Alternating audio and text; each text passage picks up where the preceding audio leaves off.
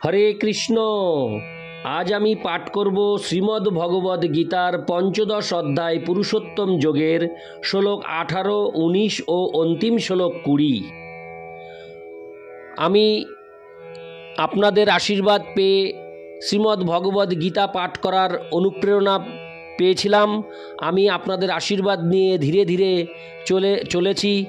আপনাদের আশীর্বাদ না থাকলে আমি এই এতটুকু আমি এগোতে পারতাম না। তাই আমি আপনাদের কাছে একটি নিবেদন করছি, আপনারা আমার এই ছোট্ট চ্যানেল অমৃত গ্রন্থ চ্যানেলটিকে সাবস্ক্রাইব করে আমাকে আশীর্বাদ করবেন। এবং আমি এরপর শ্রীমদ্ ভগবদ্ গীতা সমাপ্ত হওয়ার পর আমি শ্রী চৈতন্য চৈতামৃত পাঠ করার ব্রতী গ্রহণ করেছি।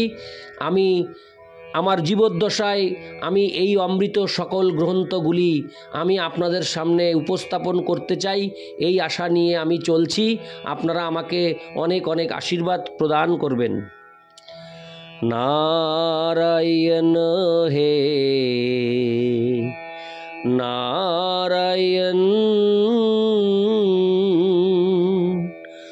ভবভয়হরণম নারায়ণ। শ্লোক 18। যস্মাৎ খরোমতীত হহমোক্ষরাদপি চোত্তম অতোহস্যি লোকে বেদে চ প্রথিত পুরুষোত্তম।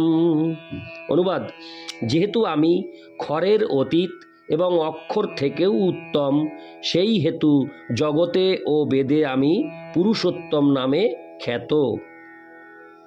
তাৎপর্য: পরমেশ্বর ভগবান শ্রীকৃষ্ণকে কেউই অতিক্রম করতে পারে না, বদ্ধ জীবও না বা মুক্ত জীবও না।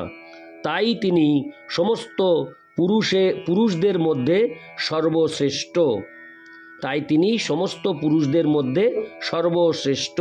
উত্তম পুরুষ। এখন স্পষ্টভাবে এখানে বোঝা যাচ্ছে যে জীব ও পরমেশ্বর ভগবান উভয়ই স্বতন্ত্র। কেবল পার্থক্যটি হচ্ছে এই যে বদ্ধ অবস্থাতেই হোক বা অথবা মুক্ত অবস্থাতেই হোক, জীবেরা পরমেশ্বর ভগবানের অচিন্ত শক্তিকে পরিমাণগতভাবে কখনোই অতিক্রম করতে পারে না। পরমেশ্বর ভগবান ও জীবকে সমপর্যায়ভুক্ত বা সর্বতোভাবে সমান বলে মনে করা ভুল। তাদের ব্যক্তিসত্তায় সর্বদাই ঊর্ধ্বতন ও অধস্তনের প্রশ্নটি থেকে যায়। উত্তম শব্দটি এখানে খুব তাৎপর্যপূর্ণ। পরমেশ্বর ভগবানকে কেউই অতিক্রম করতে পারে না। লোকে কথাটির তাৎপর্য পৌরুষ আগমে স্মৃতিশাস্ত্র নিরুক্তি অভিধানে প্রতিপন্ন করা হয়েছে। লোক্যতে বেদার্থোহনেন। বেদের উদ্দেশ্য স্মৃতিশাস্ত্রের ব্যাখ্যা করা হয়েছে। বেদের উদ্দেশ্য স্মৃতিশাস্ত্রে ব্যাখ্যা করা হয়েছে। পরমেশ্বর ভগবান তার পরমাত্মারূপী প্রাদেশিক প্রকাশ রূপে বেদেও বর্ণিত হয়েছেন।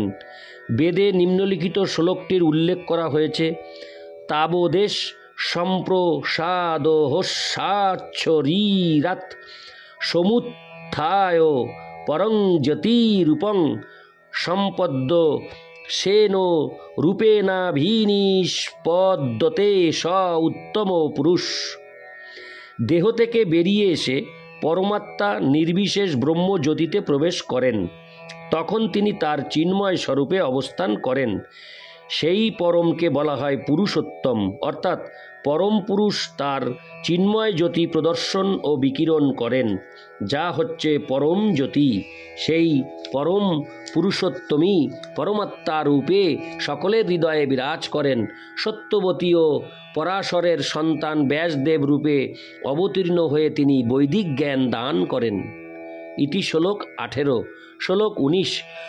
যো মামেবমসংমূঢ়ো জানাতি পুরুষোত্তমম স সর্ববিদ ভজতি মাং সর্বভাবেন ভারত।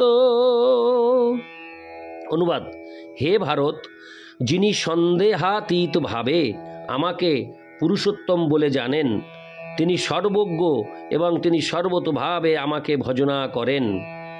তাৎপর্য: পরম তত্ত্ব ও জীবের স্বরূপ সম্বন্ধে নানা রকম দার্শনিক অনুমান আছে। এখন এই শ্লোকে পরমেশ্বর ভগবান স্পষ্টভাবে বর্ণনা করেছেন যে যিনি শ্রীকৃষ্ণকে পরম পুরুষরূপে জানেন তিনি প্রকৃতপক্ষে সর্বজ্ঞ। যে অনভিজ্ঞ সে পরম তত্ত্ব সম্বন্ধে কেবল অনুমানই করে চলে, কিন্তু যথার্থ জ্ঞানী তার অমূল্য সময়ের অপচয় না করে সরাসরিভাবে কৃষ্ণ ভাবনাময় ভগবদ্ ভক্তিতে নিজেকে নিযুক্ত করেন। সমগ্র ভগবদ্ গীতার প্রতিটি ক্ষেত্রেই এই তত্ত্বের উপর জোর দেওয়া হয়েছে, কিন্তু তবুও ভগবদ্ গীতার বহু উদ্ধত হঠকারী ভাষ্যকারেরা মনে করে যে পরম তত্ত্ব এবং জীব এক ও অভিন্ন। বৈদিক জ্ঞানকে বলা হয় শ্রুতি, অর্থাৎ শ্রবণের মাধ্যমে শিক্ষা। প্রামাণিক সূত্র শ্রীকৃষ্ণ ও তার প্রতিনিধির কাছ থেকেই কেবল বৈদিক জ্ঞান লাভ করা উচিত। এখানে শ্রীকৃষ্ণ খুব সুন্দরভাবে সব কিছুর পার্থক্য বর্ণনা করেছেন এবং এই সূত্র থেকে সকলেরই শ্রবণ করা উচিত।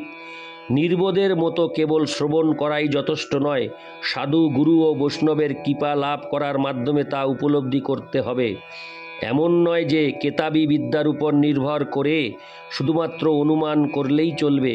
বিনীতভাবে ভগবদ্গীতা থেকে শ্রবণ করতে হবে যে জীবেরা সর্বদাই পরমেশ্বর ভগবানের অধীন তত্ত্ব। পরমেশ্বর ভগবান শ্রীকৃষ্ণের বর্ণনা অনুসারে যিনি এই তত্ত্ব উপলব্ধি করতে সক্ষম হয়েছেন তিনিই বেদের যথার্থ উদ্দেশ্য সম্বন্ধে অবগত হতে পেরেছেন। তাছাড়া আর কেউই বেদের উদ্দেশ্য সম্বন্ধে অবগত নয়। ভজতি শব্দটি অত্যন্ত গুরুত্বপূর্ণ।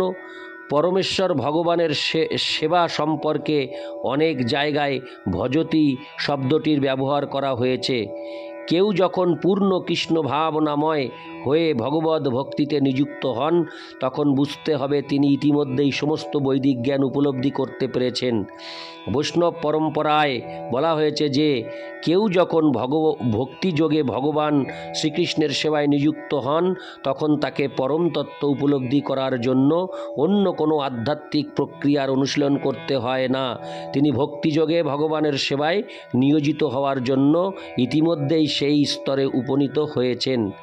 তিনি ভগবত তত্ত্ব উপলব্ধির সব কয়টি প্রারম্ভিক প্রক্রিয়াই সমাপ্ত করেছেন, কিন্তু কেউ যদি শত সহস্র জীবন ধরে ভগবত তত্ত্ব সম্বন্ধে অনুমান করা সত্ত্বেও শ্রীকৃষ্ণকে পরমেশ্বর ভগবান রূপে উপলব্ধি করার এবং তার শ্রীপাদপদ্মে আত্মসমর্পণ করার পর্যায়ে উপনীত না হয় তাহলে বহু বছর ও জীবন ধরে তার যে এত সমস্ত অনুমান তা কেবল সময়েরই অপচয় মাত্র। ইতি শ্লোক 19। এবার আমি পাঠ করব শ্রীমদ্ ভগবদ্ গীতার 15 অধ্যায়ের অন্তিম শ্লোক 20। ইতি গুহ্যতমং শাস্ত্রমিদমুক্তং ময়া নঘ এতদ বুদ্ধা বুদ্ধিমান সৎ কৃতশ্চ ভারত। অনুবাদ: হে নিষ্পাপ অর্জুন, হে ভারত, এভাবে সবচেয়ে গোপনীয় শাস্ত্র আমি তোমার কাছে প্রকাশ করলাম। যিনি এই তত্ত্ব অবগত হন তিনি প্রকৃত বুদ্ধিমান এবং তিনিই কৃতার্থ হন। তাৎপর্য: ভগবান এখানে স্পষ্টভাবে বর্ণনা করেছেন যে এটি সমস্ত দিব্য শাস্ত্রের সারমর্ম এবং পরমেশ্বর ভগবান যেভাবে তা দান করেছেন ঠিক সেইভাবেই তা উপলব্ধি করা উচিত। তার ফলে মানুষের বুদ্ধি বিকশিত হবে এবং সে পূর্ণরূপে দিব্য জ্ঞান উপলব্ধি করতে পারবে। পক্ষান্তরে বলা যায় এই ভগবত দর্শন উপলব্ধি করার ফলে এবং ভক্তিযোগে ভগবানের সেবায় নিযুক্ত হওয়ার ফলে সকলেই জড় প্রকৃতির গুণের কলুষতা থেকে মুক্ত হতে পারে। ভক্তিযোগ পূর্ণ তত্ত্বজ্ঞান লাভের পন্থা।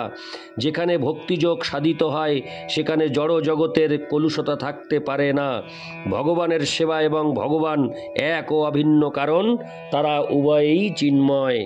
ভগবানের সেবা অনুষ্ঠিত হয় পরমেশ্বর ভগবানের অন্তরঙ্গা শক্তির মাধ্যমে। ভগবানকে বলা হয় সূর্যের মতো এবং অজ্ঞানতা হচ্ছে অন্ধকার। যেখানে সূর্যালোকের প্রকাশ হয় সেখানে অন্ধকারের কোনো প্রশ্নই উঠতে পারে না। তাই সদ্গুরুর উপযুক্ত তত্ত্বাবধানে যখন ভক্তিযোগের অনুশীলন করা হয় তখন অজ্ঞানতার কোনো প্রশ্নই থাকে না। সকলেরই উচিত এই কৃষ্ণ ভাবনা অনুশীলনে ব্রতী হওয়া এবং বুদ্ধিমত্তার বিকাশ ও নির্মলতা প্রাপ্তির জন্য ভগবানের সেবায় নিযুক্ত হওয়া।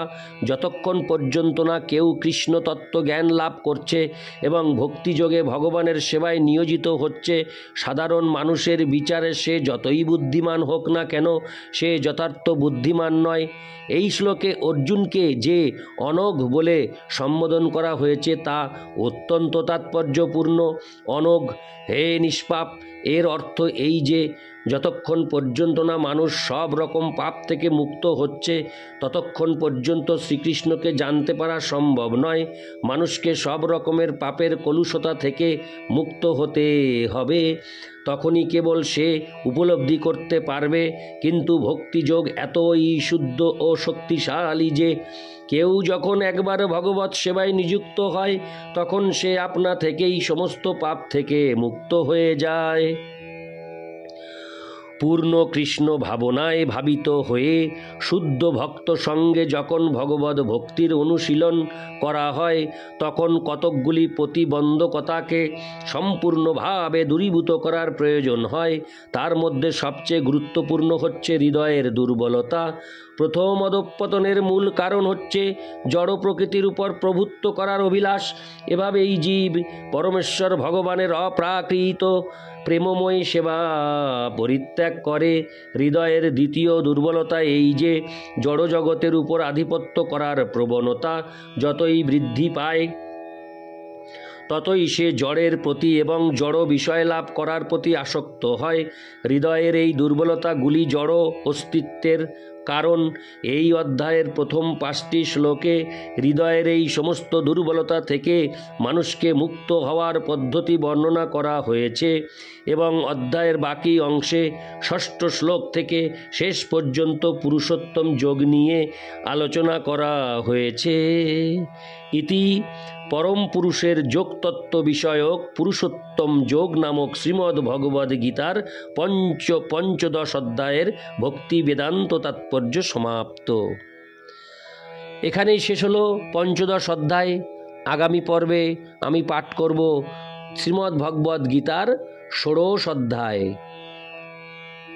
নারায়ণ হে নারায়ণ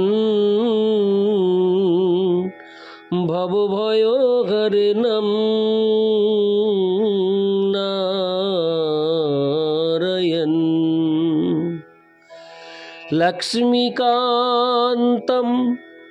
কমলনয়নম মঙ্গলচরণম নারায়ণ